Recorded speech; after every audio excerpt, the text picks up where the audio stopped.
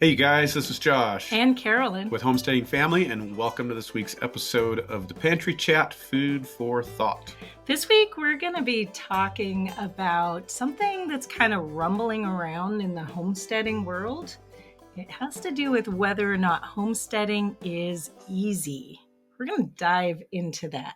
Is homesteading easy? That's the question. Apparently, some people think so. Some people think so, and some people think they're being told that other people think so. How's that? That it should be easy. So there's a little bit of disillusionment, I think, Yeah. surrounding this discussion and this lifestyle. So we're going to dive into that. Yeah, we're going to talk about that. But hey, it is the beginning of, it is 2025. Wow. First episode here on Pantry Chat, 2025, and we're kicking the year off.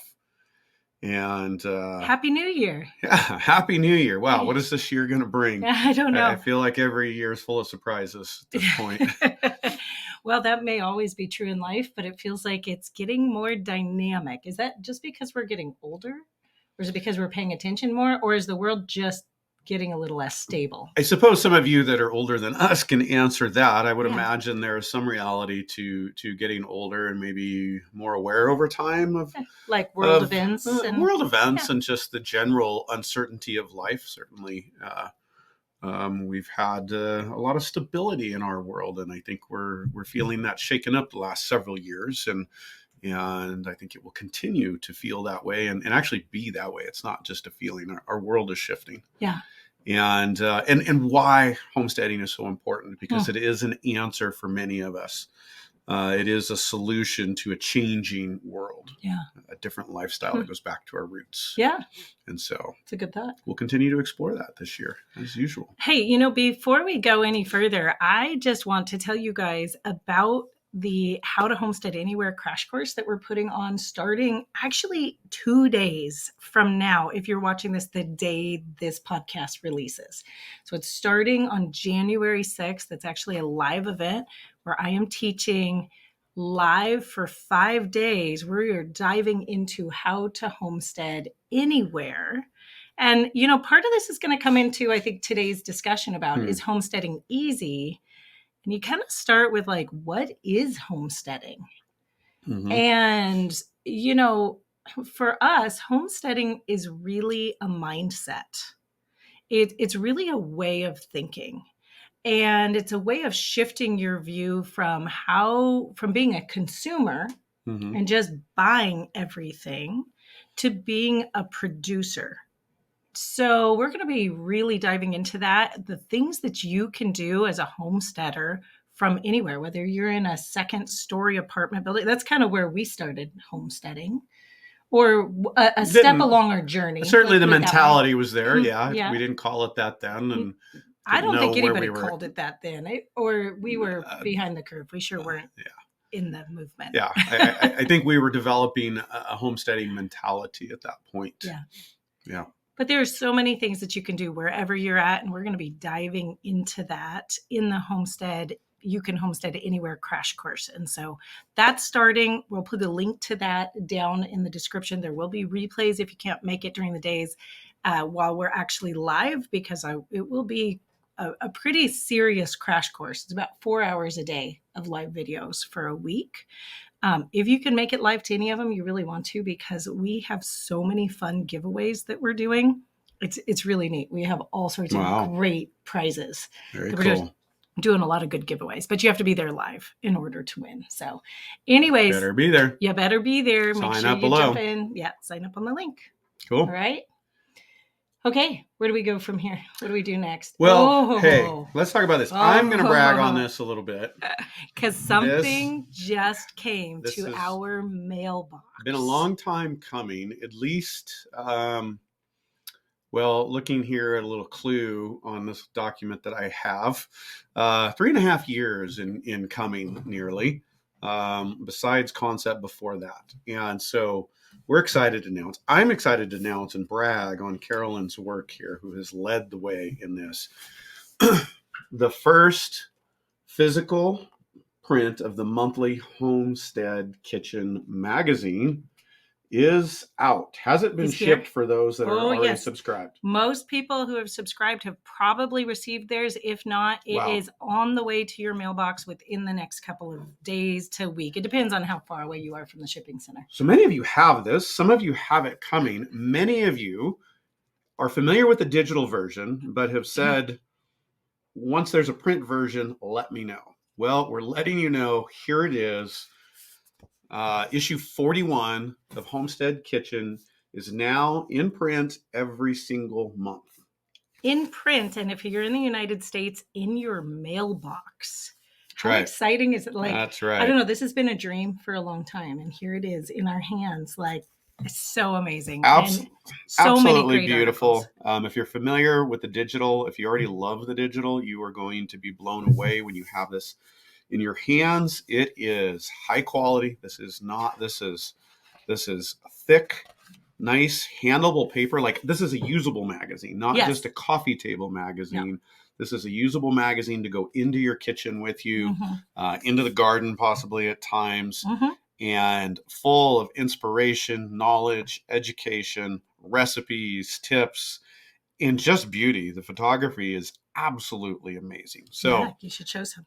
You're looking. Yeah. I'm For those of you guys who are listening on podcast, you can't see it, but it is gorgeous. This issue is on roots. So there's a centerfold. You see the front of it. There's just too much. You just got to check it out. Of course, there's a beautiful picture of Carolyn. I love it. So many good things in here. Anything particular you want to share? Oh, we just have a lot of really amazing contributing writers. We have articles on historical cooking, on herbal medicine from Dr. Patrick Jones. We've got articles. Some kids contributing from different homesteading kids. Children, kids. Not just ours. Yeah, this one in this January is from Johanna Bass from Lisa Bass's daughter. Lisa Bass's daughter. Yeah, that's a good way to say it. And we've got articles from master preservers. We have articles from master gardeners. We have so many different things going on in here. Kid projects. But the real heart of the magazine is the recipes. And that's every month. It's our homestead recipes that feature the main topic of the month. So this month, it's really on roots. Next month, it's on eggs. And if you hurry, you might not be able to make the cutoff, even if you hurry for next month.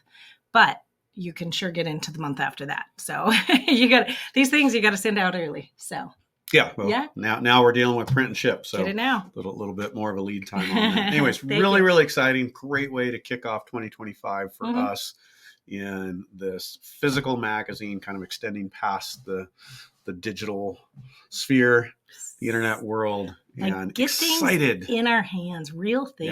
Yeah. A lot of you guys are feeling the same way. I'm feeling that way. Like, I want real books in my hands. I want real magazines in my hands, and not everything in this kind of digital information space where you don't actually own it and there's not a real copy. I want to hold it. Absolutely. And I think we should revive letter writing again and actually mailing letters in the mail, because it's like, be careful what you ask for. There's a lot of people out there. Well, send me a letter. There we go. But it's like it just feels so good to have real things in this world that is so filled with things that are kind of holograms. Well, that's a part of the life, right? That's a part of the life that we're striving towards in this homesteading life, is more tangible. Our world is so full of the intangible and the digital. And while the digital is a valuable tool, we're honored, stoked to be here and be able to share our knowledge and communicate and connect in this way. But it's not an end all, right? We will always need tactile experience. Yeah, we really do. Humans just learn better that way. We experience so much better. Yeah. I think it's very comforting to us. So we're excited to be able to, in our way, being mostly digital and what we've done, this is an exciting step to be able to get something physical, tangible into your hands. Okay, let's see. Let's talk about our sponsor for today. Yeah. We're so thankful for our sponsors because they really help us to keep this Pantry Chat going and make it reach more and more people. Did you know that the Pantry Chat is in the top 5% of all podcasts in the world? Wow. Is that crazy? I think I heard you mention that not too long ago. That is crazy. I know it's high up there in home and garden around the world, and particularly the United States, but I didn't know in all podcasts. Isn't that amazing? Top 5. Wow, that's exciting. Top 5%. Wow. I know. This is not top 5. Top 5%. Let's be clear. Yeah, right. There's a lot of podcasts. There's a lot of podcasts.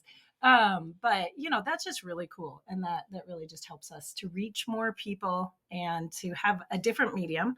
I know for me, podcasts can be great if you're driving or you're out working somewhere, or working on the house. So it just gives us a different way of actually encouraging people in their homesteading walk. So Azure Standard, thank you for sponsoring today's Pantry Chat. We have been, I know we've talked about this a bit, because Azure Standard has just been a really solid long-term sponsor of ours. And we're thankful for them, not just on the sponsor side, but because we actually buy our bulk groceries from them pretty much every single month. And have for, I couldn't tell you what year, but it's been, I think it's been a long 18 years, if I count backwards to when we first did it. Wow.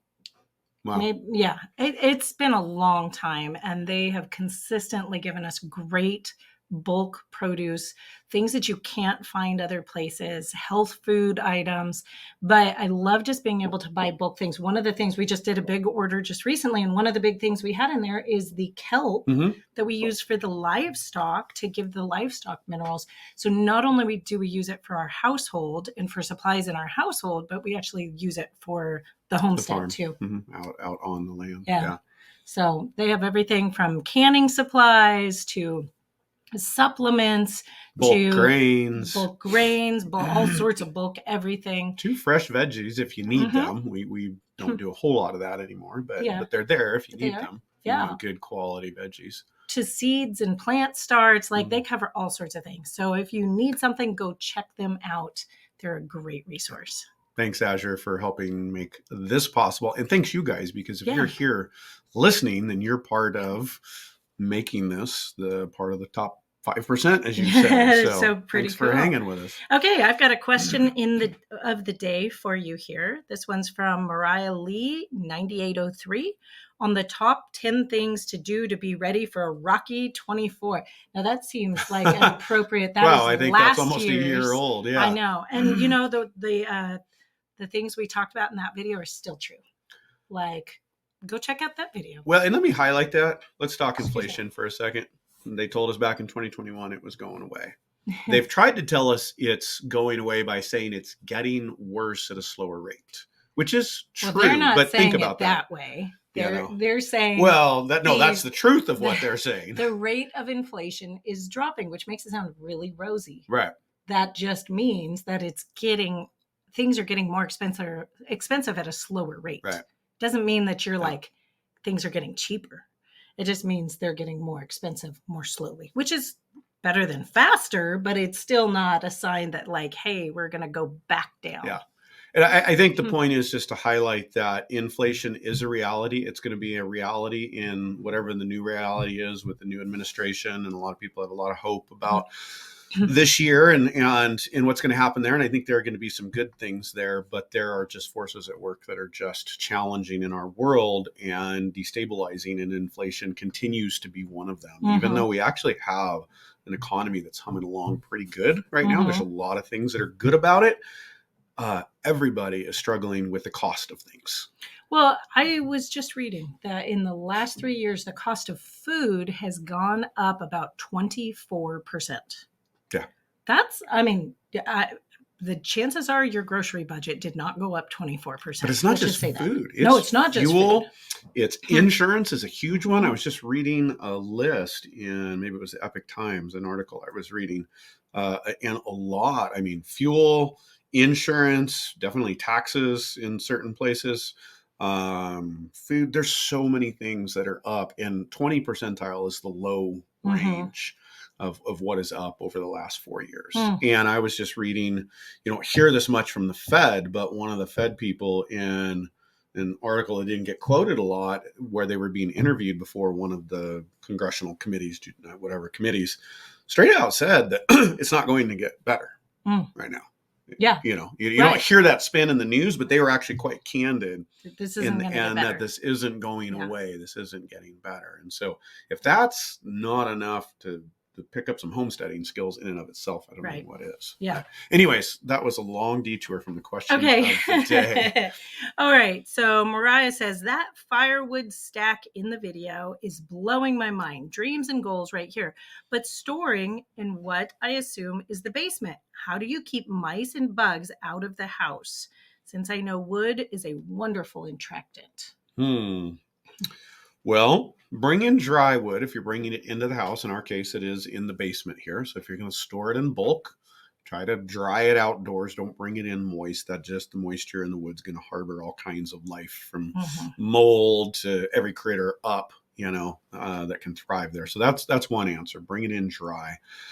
The other one is simply cats. You need to have cats. A homestead's got to have cats, not your fat, fluffy couch cat. That's fine if you want a fat, fluffy couch cat, but you need a cat. You need multiple cats on the payroll doing a job, working, which means that you need to make them work. They need to be outdoors. And yes, if you have cats outdoors, like we have several based out of the garage here, which is right by the house, and then we have several up in the barn, and they get fed there. That's their home. They get fed enough to do well, to keep them around, but also that they want to work for some of their food. And so they need to be working cats, part of a working homestead. There's nothing else that does as well. You can trap, you can poison, hopefully not. There's just nothing good about the poison. There's nothing safe about it. There's no need to take that risk. Cats do the job if you have proper outdoor cats. Now, occasionally in the house, do we get a couple mice get by? Yes, but we don't have indoor cats, and the outdoor cats do 95% of the work. Occasionally, we need to set a trap indoor. We get one or two, finds its way in, and we set a couple traps. That does it. That keeps it under control. And we've got, 7-8 cords of wood that stays in the basement, throughout the winter and during the year when they want to be inside the most. Yeah. And we don't have problems. So it's cats. One thing too, though, worth noting is the way that we bring the firewood in. We often are splitting the firewood, and it comes down like the splitter has a little conveyor belt, and it drops it right down into our chute.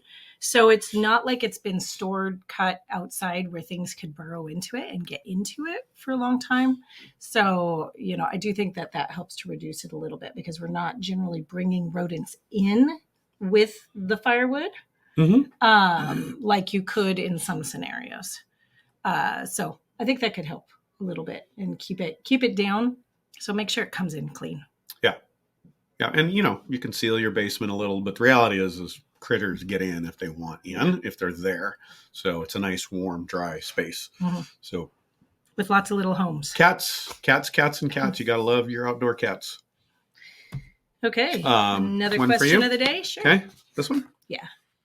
Okay, raw food electric on, raw food electric on herbal cold and flu tea. Hey, Caroline, watching you make this, I wonder if I could take my fire cider and make a tea with that in this same way. The ingredients are pretty similar. Blessings to you and your little family from Sherry Becker in Wisconsin. Okay, Sherry, that's a really great question. So I'm assuming when you're saying take your fire cider, you're talking about the dry ingredients, or the ingredients before you actually make your fire cider, because that's made out of a dry mix. You can definitely make a tea from a fire cider mix. But you're going to have to treat it a little differently than your average tea. And the reason for that is when you're dealing with roots or these harder things, you need to make a decoction instead of an infusion. So a decoction is a type of making tea where you're actually simmering the contents. Now, your regular infusion, your regular teas that are made from things like leaves or the aerial parts of your plants, you don't want to simmer it, because you will actually lose a lot of the herbal constituents in the simmering process. But when it comes to these roots, you need to be able to extract all of the medicinal value, or at least as much of it as you can in water, from those roots, and it takes more cooking. So there's a couple ways of handling that. One, you could powder them or at least grate them. You'd have to do that while the ingredients are fresh. So usually a fire cider is going to have like ginger. It's going to have horseradish in it as some of the roots. And so those, when they're fresh, instead of chopping them, I would grate them if you want to make them into a tea. That will make them work faster. Or if you have like a pre-made dry mix, I know like Farmhouse Teas sells a fire cider mix. Then I would pull the root parts, the big chunks of roots out, simmer those for a few minutes, then throw in the rest of the herbs and let that sit non-simmering and let it brew that way and then consume it that way. You just have to make sure you're actually getting the medicinal value out of your herbs. Very cool. Yeah. All right. That would be good. And it'd be a great way to get the medicine into you if you like tea. It's a good way to go. Very good. Cool. All right. So today is homesteading easy? That is the question of the day. We're kicking off the year with this concept. I think it's a great thing to talk about at the beginning of the year. Is a lot of us are thinking about, and a lot of you are thinking about, what are you going to do with your year this year? Yeah. And some people are thinking about, is this homesteading thing worth pursuing? Is it worth getting into? And is it worth continuing? We hear a lot of people dropping out. Yeah. Because they think it's too hard, and in some cases because they think they've been lied to. Yeah. This actually started when we had a friend of ours tell us about an article she just read of somebody who said they were quitting homesteading. They were selling the homestead because they felt that social media influencers had told them that homesteading was easy. And they did not find that to be true. So they were feeling lied to. So, first of all, let's hope that we've never misguided anybody to make them feel that homesteading as a whole is easy. There's a lot of easy parts of homesteading, but homesteading itself really isn't easy. Well, I think we want to just answer the question point blank and then follow with the discussion. Is homesteading easy? No, it's not easy. Nothing countercultural or worthwhile really is. It is a harder life. Yeah. Sometimes it's just plain hard, not all the time. So no, it's not easy. And most people are not into it looking for easy. It is countercultural. It is the opposite of the easy button. Our culture today wants to give us everything easy, make everything easy, put it at the tip of our fingers to get our answers, to get our solutions. So much you can press a button. Often it's a key button, and it's Amazon. It's whatever. You can go look something up, find a solution, push a button, get it to your door, flip the switch, whatever. Homesteading is really the antithesis of that. The whole concept and whole idea of it is a different way of life that has a totally different value base. Well, I think it's really interesting when you think back about history of humans and technology. There's this ongoing story of us looking for convenience. Right? Oh, always. That's I mean, and it is human nature to look for the easier way to do it, which in some ways is just being efficient. Maybe it's being a good steward of your time and your energy. But there's also this level of just convenience and this promise of convenience that says, oh, we're going to gain so much by having this thing be easier. Usually you're going to gain time. You're going to be able to do more of what you really love and less of the things that you don't love. I remember hearing the story of women from a perspective of their jobs in the household and looking at this period of history right after World War II, where all of a sudden we had all of these factories producing all these new convenience items for the home because, they were after the war, they were switching what these factories were doing. And all of a sudden we started doing things like creating a vacuum. So we used to have hardwood floors everywhere because you could sweep them. It was very hard to handle wall-to-wall carpet. And so you had rugs. You had rugs. You could take them outside. Right? You could clean them. But the majority of the floor was this hard surface of some sort so that you could clean it. Well, now all of a sudden we have a vacuum. And so the promise is it's going to make cleaning your rugs easier. Well, then all of a sudden everybody goes, well, we could have carpet instead. More comfortable, easier on the feet. Instead of making their lives easier, that gap gets filled with more work that they weren't having to do before, because now they're having to vacuum their entire house. Mm-hmm. And so, we see that right up into the modern, I want to think our phones right here, this idea that there's so much convenience in our phones. We can now communicate with anybody anywhere, but who now says, wow, we just have so much more time because, we don't have to go to all those meetings in person, and I don't have to go look directions up in a map anymore. And so we just have so much more time in our lives. That's just not the way it works. Yeah. What we find ourselves is dealing with the consequences of that, which says we're expected to do more, be more, and we have less time for the things that actually matter. And I think looking at convenience in that way of like, what are we trading it for, is really foundational to this discussion. Well, and all of that leads to a more consumer perspective, right? And I mean, just buy an answer for it. We're really giving the short answers here for some very large topics and big discussions, but that path of ease leads to a consumerist mindset. Mm-hmm. It leads to, we can actually spend more time consuming than producing. Yeah. In a lot of ways. And that's just not good for humanity. It's actually not survivable. It's not survivable for an individual, for a family, for a culture at any scale, from the city, county, state to national level. When we consume more than we produce, there's an end to that. Things unravel, things fall apart. Yeah. The homesteading lifestyle is the antithesis of that. It is going the opposite direction. Mm-hmm. And that is challenging. That is swimming upriver. That is self-denial. Delayed gratification. All of these things that we don't like really as humans, definitely in the modern world. It's not what we go to. Yeah. It's not the easy path. Right. But they build value in our life. And I think most of us, I mean, anybody living this life, if you're doing it, it's for a higher purpose. It's for some of these reasons, whether it's your health, whether it's for security, whether it's freedom from systems, whether it's bringing your family together. I think for most of us, it's probably some measure of all of these things and more. But it goes against the grain. And so it is a challenge. This life is challenging to live. And even if it wasn't going against the grain, it's a harder life. Yeah. There's more work to it. And particularly in an era where we're having to not only do these things, we're having to learn these things. We're having to go through trial and error because they haven't been handed down to us. Yeah. And so that's another challenging part where we've got to look out and beyond and say, this is worth doing.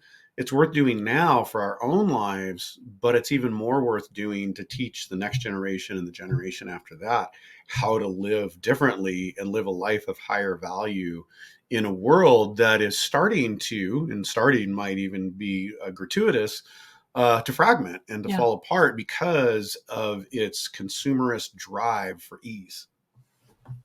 Absolutely. That's well said. I think if you don't see the value in what you're doing, and this is true for so many things, doing something hard in any front, if you don't see the value of what you're doing, you're not going to be able to stick it out for the long run. That's just how our brains work as humans.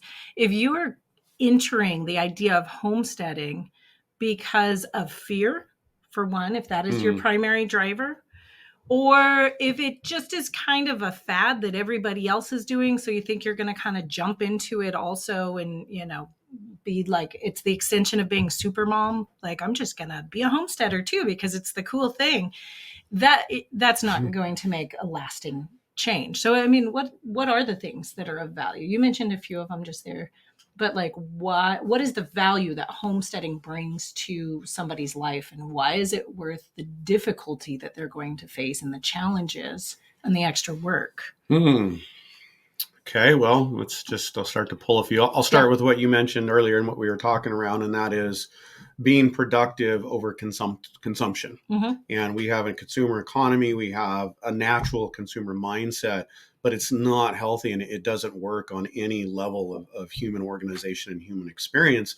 Besides that, we were just made to be productive. And when we are productive, and the homesteading life is a productive life, you are being intentionally productive. You're producing more of your own things, whether it's your food, your medicine. There's all kinds of components about it. It tends to revolve around food and the land. But so that productivity is just good. It's just healthy.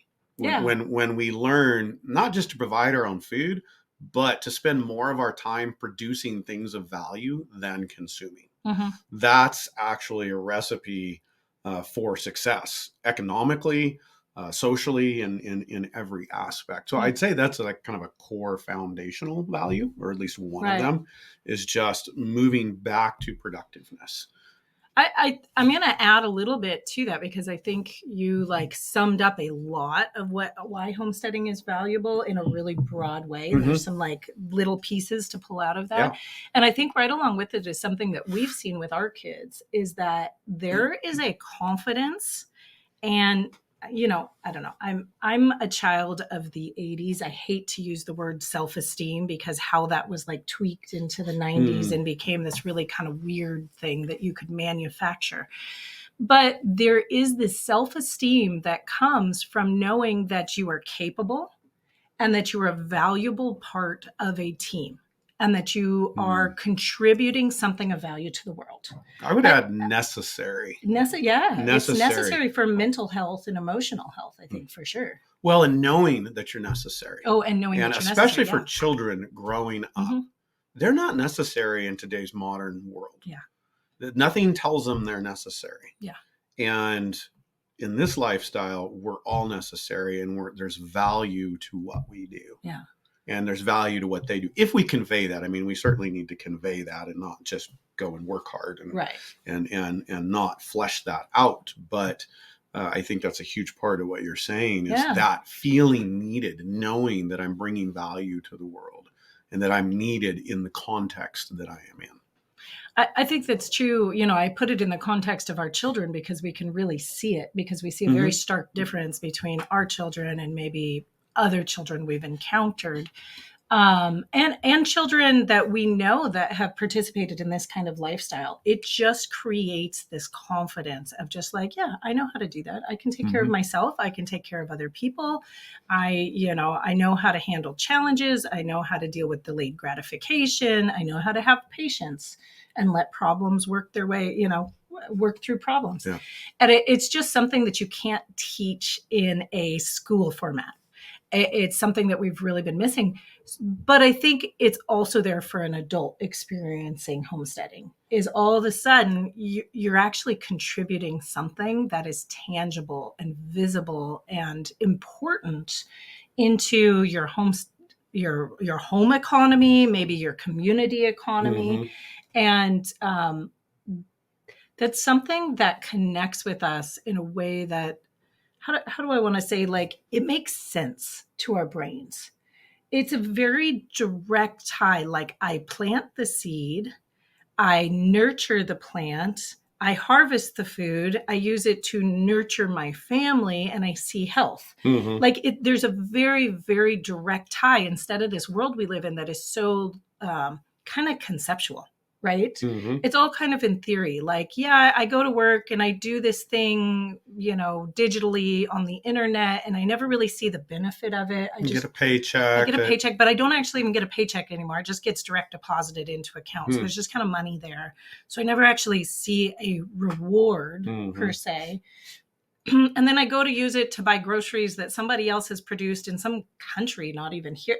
Like, it's so fragmented that I think our brains go, this just doesn't feel real. It doesn't make sense. And so I think there's this mental, emotional, even spiritual health that comes from participating in this very, very simple system. Yeah. I think part of what you're talking about too, and just to come back to the family element, is that the family structure is the basis it's the foundation of all culture. Yeah. of all society. Without the family, without some cohesiveness to the family unit, culture doesn't survive and it doesn't thrive. And the modern consumerist perspective that we live in does all these things and a million things we could talk about and explore here, in fragmenting the family and sending it out and breaking up the connections and the pieces that bond us, from productivity, from sitting at the meal table, from practicing our faith together, from just what I wanted to come back around to is just the struggle and the bonding of living life and doing life together, whether it's planting that seed, whether it's building something together.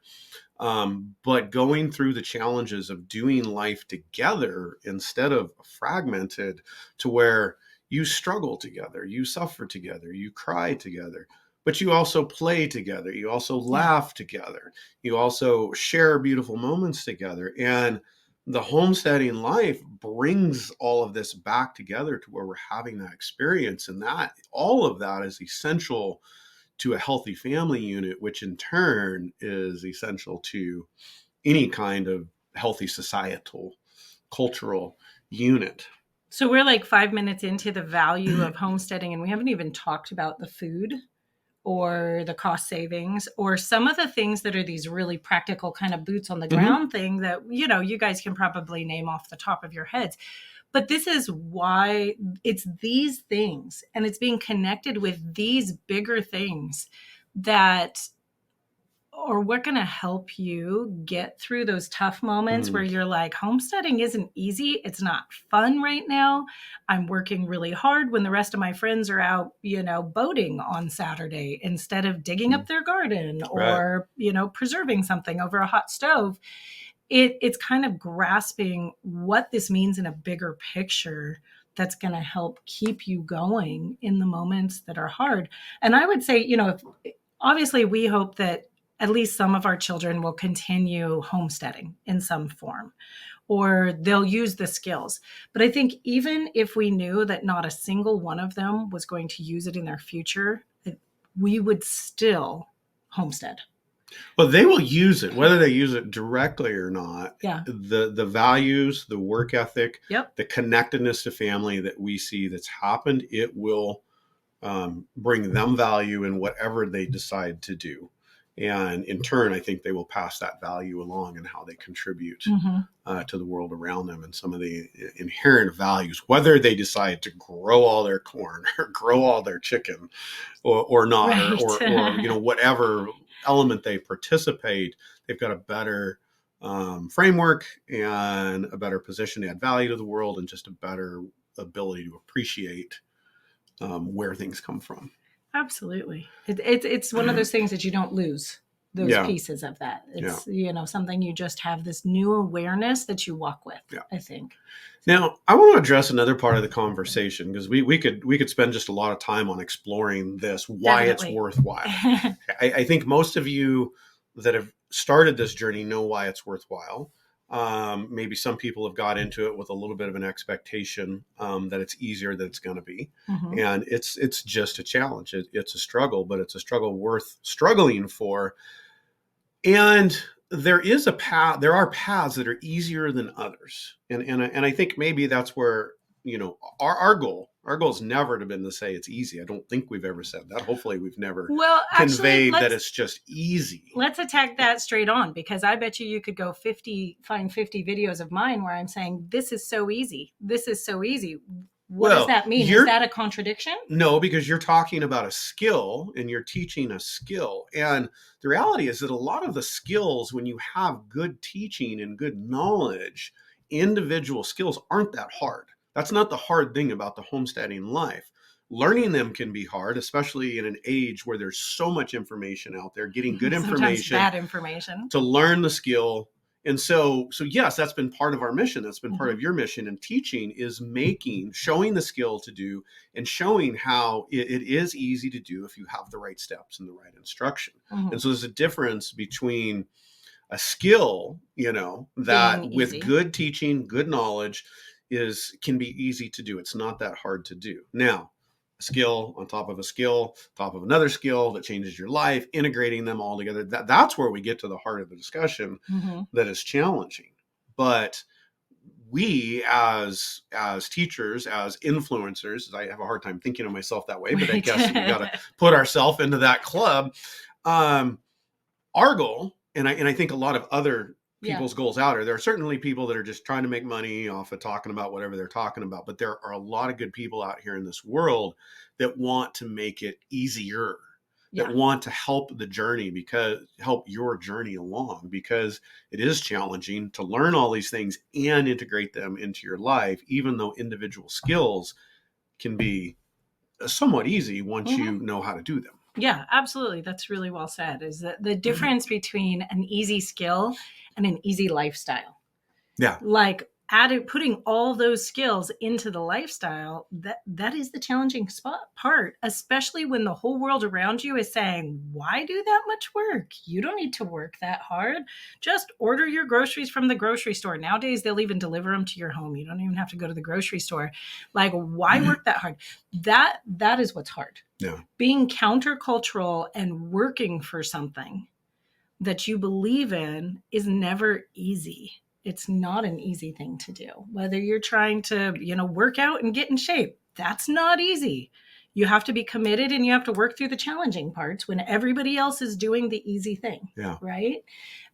But it's worthwhile because it's only through doing that you actually attain the benefits of homesteading, and especially those bigger benefits, which goes beyond the food, like having, great quality food that's as fresh as you can ever make it. You know exactly what the ingredients are.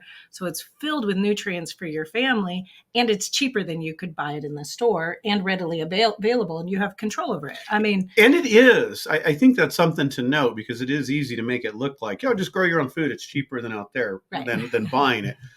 You got to go do some specific price comparisons. But overall, once you get systems in place, growing your own food, considering the volume and the nutrient density, is usually less expensive than buying it. Not always, not in every single instance, but usually it is. And that's the fun thing I think about what we get to do, is to help people put those pieces together, because it is worthwhile. It often is less expensive. It may not be less expensive than the cheapest thing you can buy, but it's less expensive than the equal that you could buy. Yeah, definitely. Like, I don't even know if you can go to the store and find the quality of food that you can produce yourself in your own home. Not very often. I don't even know if it's, We're getting, in some places, more growers, more small market growers that are starting to, because definitely the demand is increasing. The farmer's market or farm stand. It's growing, I think, which is exciting. Yeah, but not your average grocery store. You're not going to find good quality stuff there the same way. So, well, does homesteading have a learning curve? Like, does it ever get easy? Is it hard at the beginning and get easy? Because it does take time to learn the skills. We're talking about the skills themselves. Learning new skills does create it takes mental space, right? You have to focus on it. I mean, just think back to when you started driving. You had to focus on driving. All of your attention went to that. No, don't turn the radio on. Don't do anything else. Just drive, right? Now, fast forward years into driving, and it's like, you don't even think about it. Right. You just get in and you go. Is there an element of that in homesteading? I think there is an element of it, yes, because you learn skills, you incorporate them into your life, and so they become normal.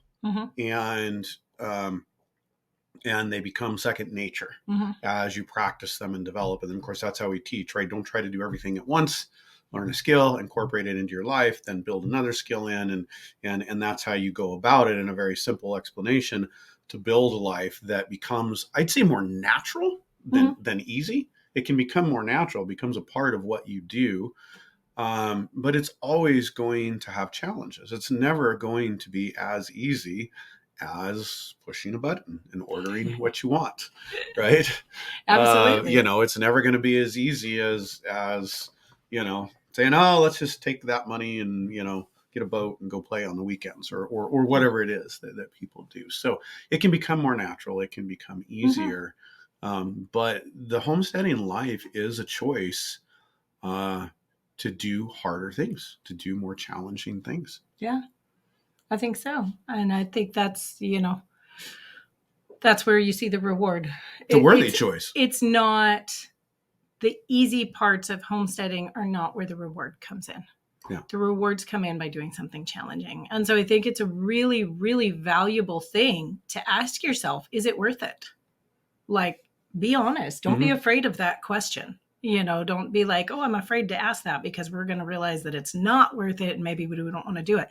Is it worth it? But make sure you count all these big costs or all these big benefits into your cost analysis on that. Like, you know, what are your kids getting out of it? What are your relationships getting out of it? What is your mental health and your emotional health getting out of participating in this?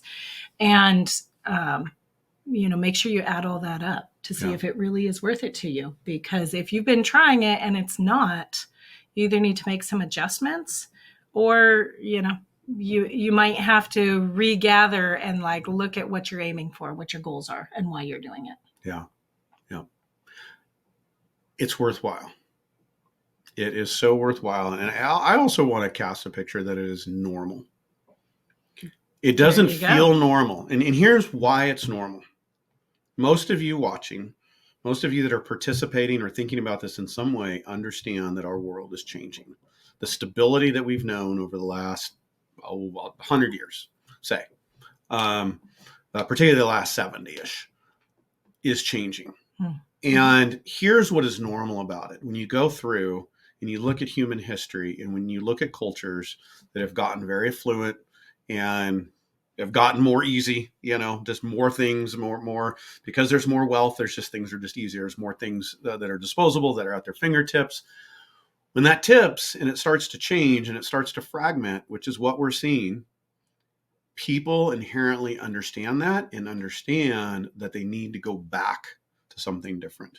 That's why we talk about going back to our roots, right? That's common discussion in homesteading, common phrase, getting back to your roots. It's normal to see the world that's happening right now and want to take action and do something different. It's normal historically for humanity all the way, even prior to the Roman Empire, the fall of the Roman Empire. It's normal for people to go, whoa, this isn't quite going in a good direction. We've maybe gotten a little soft. We've maybe gotten a little addicted to all the ease and the comforts. We need to get back to some foundational values, some traditional values. So in the human experience, it is normal for people to be reacting this way. It is normal for you to be having these feelings, to be looking around you and going, what do I do? Well, we need to get back to the land. We need to get back to family. We need to get back to these traditional values. So while it's not easy, it is actually a normal and I would say rational response to the world around us. There you go. There you have it. Okay. There you have it. I like it. That sounds good. I don't have anything else that can cap that. Yeah. So I think that's just the truth. You know, you see back in history and that just plays itself out over and over again. And seeing ourselves in our modern context as the abnormal thing is really helpful. You may not experience that day to day, like when everybody else is doing something different. And I know a lot of us as homesteaders feel isolated. We feel like we're the only ones who are doing what we're doing. And that's one of the challenges, right? Is being kind of alone in it and not having a support group. Luckily, it's becoming more mainstream. So there are more people out there doing it. So you can find more, you know, community in that. But realizing that, no, we're actually the normal ones. It's everybody else who's a little abnormal historically. That's a good perspective shift. Yeah. I like that. I like it. So hopefully that's an encouragement to you when the answer is no, homesteading is not easy, but it's worthwhile. It is worthwhile, not just for right now, but for the future of our lives, the future of our children's lives. And I think many generations out. Yeah. Very worthwhile. So don't give in to easy, press on, keep learning, keep growing, keep finding good sources of information. We hope we can continue to be one of those. There are many others out there as well. And it's just worthwhile. It's good. There you go. That's a great thought to start our year off with. I like that. I like it. I do too. All right, you guys, it's been great hanging out with you. And I hope to see you in the next couple of days over at the Homesteading Anywhere crash course. You're going to make a few things easier for people. Make a lot of things easier. I'm going to give you a lot of shortcuts that we had to learn the hard way and help you not have to deal with some of the major challenges of learning the skill and learning how to integrate it into a lifestyle. Yeah. So we'll see you over there. Have a great start to your year. God bless you guys. We'll see you soon. Goodbye. Bye.